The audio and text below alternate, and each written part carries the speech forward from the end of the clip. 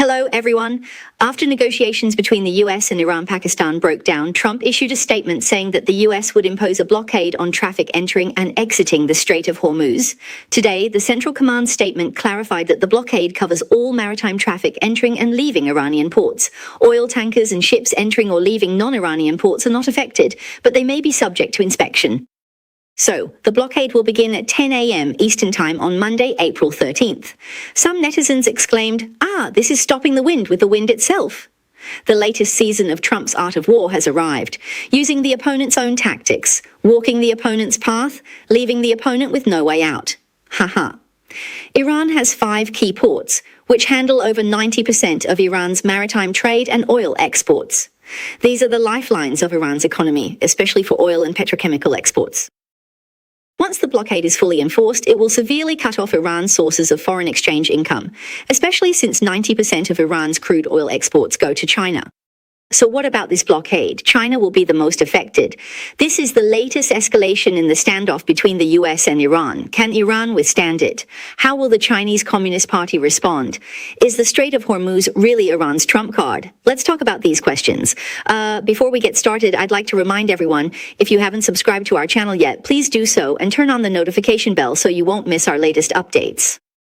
Alright, earlier on, external analyses focused on the possibility that the United States might use military force to seize some key islands in the Strait of Hormuz in order to ensure the smooth passage through the strait. Many analyses also believe that Karg Island is crucial, as 90% of Iran's crude oil is shipped from there. Controlling Karg Island would choke off Iran's crude oil exports at the throat. However, the option of a maritime blockade has been raised by more people since last week. As early as April 9th, 3 senior fellows from the Hoover Institution published an article analyzing how to prevent Iran from winning this war, with the focus on how to resolve the issue of the Strait of Hormuz. The article proposed that the United States could address the Strait of Hormuz issue in 3 steps. The first step is to either use force to ensure the strait remains open or to blockade the Gulf of Oman.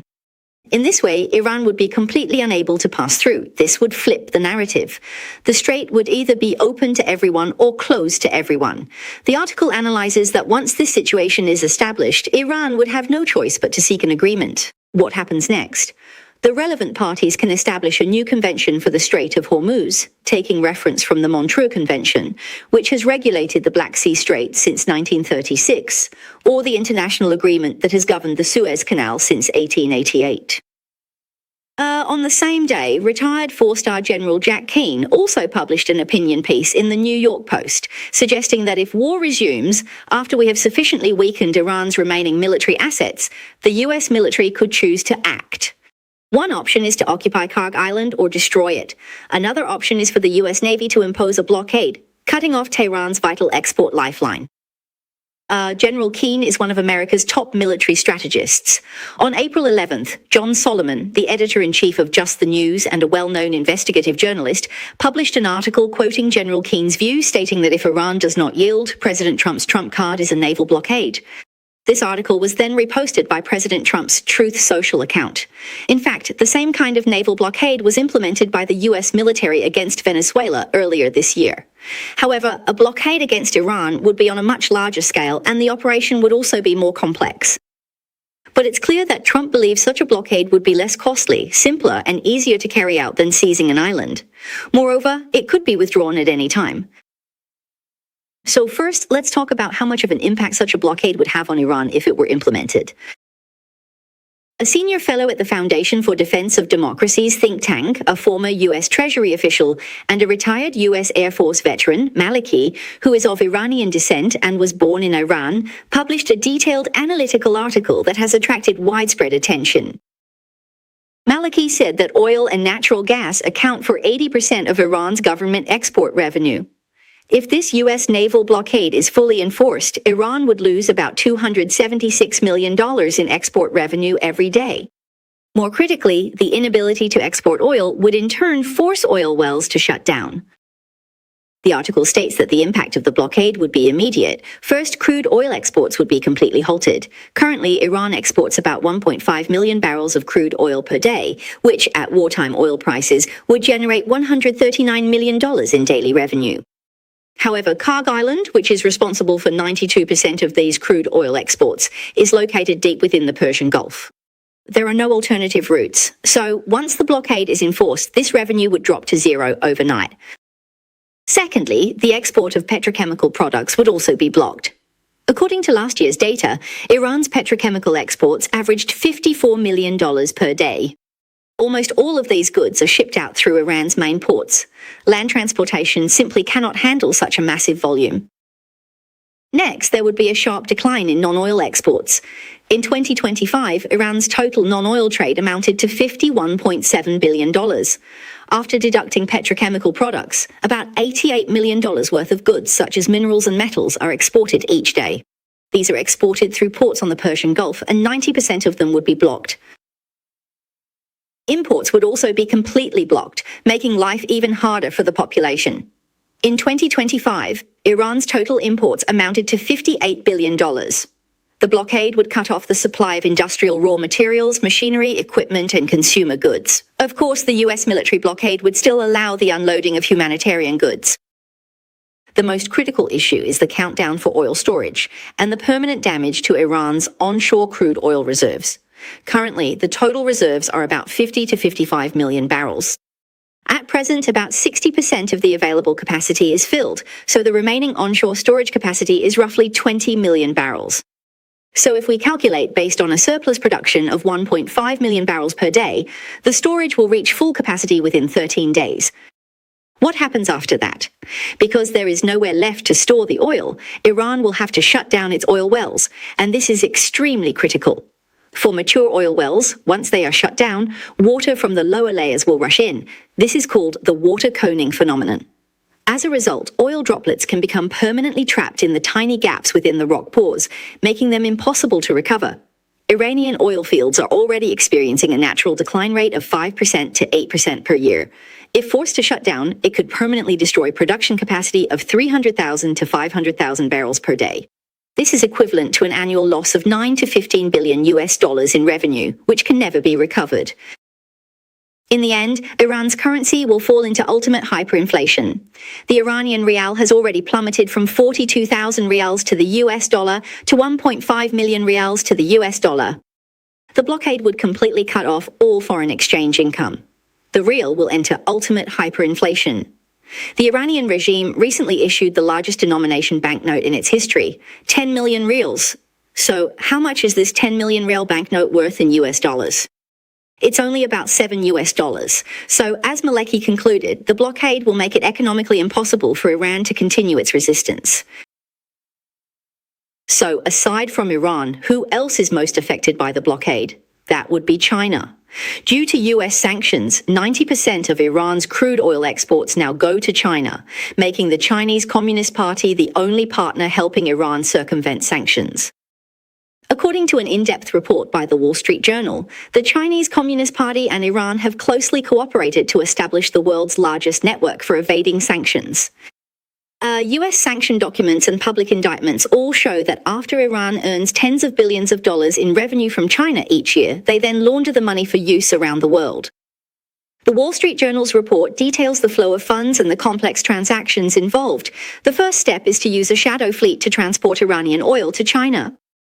According to US investigative agencies, a cruise ship network established in 2019 and headquartered in China now owns at least 56 vessels, which have already transported over 400 million barrels of Iranian oil subject to sanctions. So how do these ships operate? They conceal the origin by changing their names, turning off AIS signals, and transferring crude oil mid-route, among other methods. The second step is that China has a large number of relatively small-scale refineries known as teapot refineries, which have become buyers of Iranian oil. These companies face lower risks from sanctions, and they pay in renminbi instead of US dollars. As these teapot refineries purchase Iranian oil, the Chinese government has gradually increased the amount of oil they are allowed to import. The third step is that buyers pay for the oil through smaller Chinese financial institutions. Kunlun Bank is one such bank. In 2012, the United States imposed sanctions on Kunlun Bank, cutting it off from the US financial system, but this only made Kunlun Bank an even more important channel for conducting China-Iran trade in renminbi. By 2022, a large portion of Iran's oil revenues were being held in this bank. In addition, shell companies in places like Hong Kong are used to convert renminbi into US dollars, euros, or other foreign currencies that Iran needs. Research by Israeli intelligence agencies shows that a bank called Bank Tariati, or Tayarati Bank, is a large financial institution like this. Under its umbrella, this Iranian exchange controls 66 shell companies located in Hong Kong and mainland China. In some cases, there is not even a need for remittance between the two sides. Instead, they use barter. Iranian oil is exchanged for Chinese infrastructure projects in Iran. In 2024, oil payments circulating through this channel reached as much as $8.4 billion. However, the Chinese Communist Party's support for Iran is now backfiring. Some analysts believe that the CCP is the biggest loser in this war. The crude oil that China imports from Iran accounts for about 13% of its total crude oil imports. In 2025, daily imports are expected to be around 1.4 million barrels. Even since the outbreak of the war, Iran's oil exports have continued. However, if a blockade occurs, this portion of oil would drop to zero. As for China, its total daily crude oil imports from Gulf countries, including Iran, are about 5 million barrels, which accounts for roughly half of China's total oil imports. Well, actually, it's a little less than half, about 45%. Moreover, the majority of this oil needs to pass through the Strait of Hormuz. Therefore, the instability in the Strait of Hormuz has already affected China's energy security. And if Iranian ports are blockaded, not only would this cut off access to cheap Iranian oil, it would also force the Chinese Communist Party to tap into its strategic reserves and turn to crude oil from Russia, Brazil, and the United States. However, these alternatives come with higher costs and longer shipping distances. More importantly, this exposes the vulnerability of the CCP's years-long efforts to de-dollarize and its experiment of buying oil with the renminbi. If the US Navy intercepts Chinese oil tankers paid for in renminbi, this entire arrangement, the so-called renminbi for oil scheme, will completely collapse. In addition, if the conflict continues, China will face severe supply chain strain, with significant price increases and supply disruptions for key industrial products. And these products are the backbone of China's industries. The price of polyethylene has doubled, and some types of carbon fiber have increased by 20%. Some of these materials rely on raw materials from the Middle East, directly impacting industries such as plastics, clothing, toys, and automobiles. Some manufacturers in eastern China have already begun to comprehensively adjust the prices of new orders. Some analysts have also warned that if the conflict drags on, China may be forced to ban the export of raw materials such as plastics, fertilizers, and sulfuric acid, which would further threaten the global supply chain. So how will the Chinese Communist Party respond to this latest blockade by the United States? Is it possible that the situation could escalate into a maritime standoff between China and the US? Let's analyze this next. Of course, before we get into the analysis, let's take a short break. All right, let's take a look at how the Chinese Communist Party might respond. On Monday, which is today, China's Minister of Defense Dong Jun stated that our ships are entering and exiting the waters of the Strait of Hormuz. We have trade and energy agreements with Iran, and we will respect and fulfill these agreements. We also hope that other parties will not interfere in our affairs. This seems to be a rather direct challenge to the United States. Is the Iran story gradually turning into a China-US story? Some analysts believe that the Chinese Communist Party's response may include one or more of the following approaches. The first approach is that China might condemn the blockade as a violation of the United Nations Convention on the Law of the Sea and mobilize global South countries to weaponize the narrative of buying oil with the renminbi on a global scale. They would shape this as a symbol of anti-hegemonic justice, thereby attempting to undermine the credibility of US freedom of navigation and accelerate the use of the renminbi in international energy and trade. The second approach, the Chinese Communist Party might send escort vessels to the Gulf of Oman, which is legally justifiable. India is already doing this. The Chinese Navy would not open fire, but would track US vessels, forcing Washington to make a choice. The third possibility is parallel operations. The Chinese Communist Party might quietly bypass the blockade via Pakistan, accelerating the construction of the China-Pakistan energy corridor. Additionally, by using covert channels outside the US financial system, they could further help Iran keep its economy afloat. Judging from Dong Jun's remarks, it seems that the Chinese Communist Party is already prepared to provide naval escort. Will the US and Chinese navies confront each other in the Arabian Sea? This is drawing a lot of attention from the outside world. So I'm not sure what everyone thinks. Do you believe that if the US military actually intercepts a Chinese oil tanker, the Chinese Navy would dispatch an escort or even confront the US military? You're welcome to leave your comments below this program. However, no matter how intense the confrontation around the Strait of Hormuz becomes, in the long run, the importance of this strait has already begun to decline significantly. For Iran, this card is just like the rare earth card is for the Chinese Communist Party. Both are trump cards that cannot actually be played. Once you play them, they lose their effect. As for Israeli analysts, they have published lengthy articles analyzing this. They say that for decades, Iran's Revolutionary Guard Corps has relied on the threat of blocking this waterway as its primary economic shield and trump card for breaking out of encirclement. But once this card is played, it becomes permanently invalid, and it turns into a card that would be the Revolutionary Guard's own undoing. The article analyzes that, under normal circumstances, 21 million barrels of crude oil and petroleum products pass through the strait every day, accounting for 1/5 of global liquid oil consumption. Of this, about 90% flows to Asia, in order China, India, South Korea, and Japan. The Revolutionary Guard has never held the West hostage, but rather the East. So once a blockade is implemented, the primary victims are these Asian importing countries, especially China and India, who would immediately face soaring costs and supply uncertainty. But in the long run, this decision would only accelerate the permanent loss of the strait's significance. Saudi Arabia has already increased the capacity of its east-west oil pipeline to about 7 million barrels per day, transporting oil to the Yanbu terminal on the Red Sea. As for the UAE, it is also expanding the Abu Dhabi crude oil pipeline to the port of Fujairah on the Gulf of Oman. More overland detours and export terminals will be rapidly established. Once commercial-scale operations are formed, the strait will no longer be a global choke point, but merely a regional inconvenience. Meanwhile, U.S. crude oil exports have already surged to 4.9 million barrels per day in April and are expected to soon reach 5 million barrels per day. This is almost a quarter of the normal flow through the Strait of Hormuz.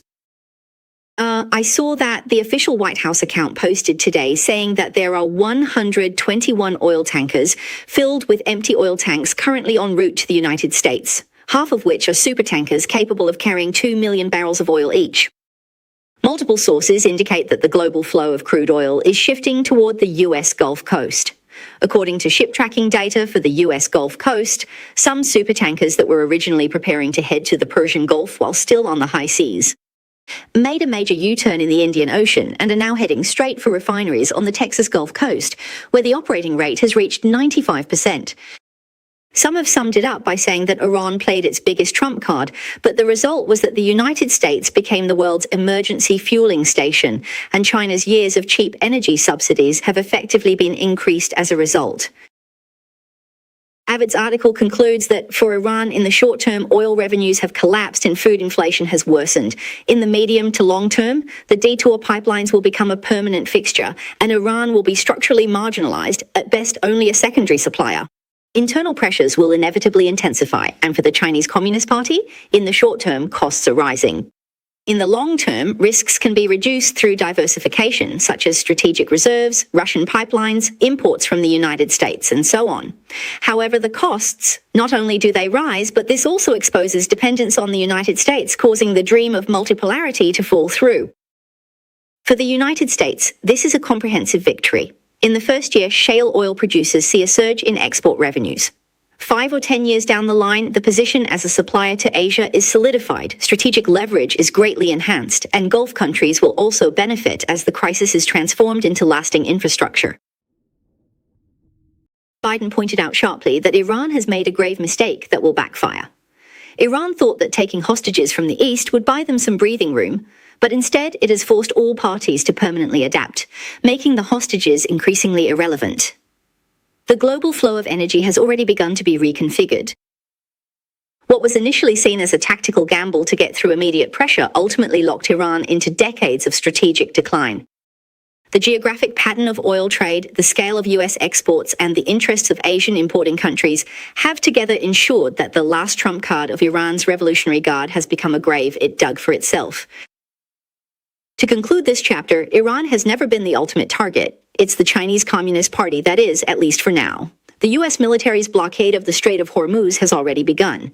The USS Ford aircraft carrier has returned to the Middle East, and it was the Ford that previously led the blockade operation against Venezuela. What about the USS Lincoln? It's in the Arabian Sea, and the USS Bush is on its way and will arrive in about a week. Experts believe that the U.S. Navy has the capability to control passage through the strait. The USS Lincoln can serve as a base for boarding operations. The United States has deployed about 8 missile destroyers in the region, which can be used to stop or regulate oil tankers attempting to escape the Gulf. The U.S. can also rely on the Coast Guard or Special Operations Forces to carry out tanker seizure missions. Trump said today that Iran has already contacted the United States, hoping to reach an agreement. Judging from the current situation, Iran's bargaining chips are getting fewer and fewer, and there are reports that U.S.-Iran negotiations may resume in a few days. So this grand drama of stopping the wind with wind and ending war with war has only just begun. Let's see how long Iran can hold out. All right, that's all for today. Thank you all for watching. I still hope you can like, subscribe, and share. See you next time.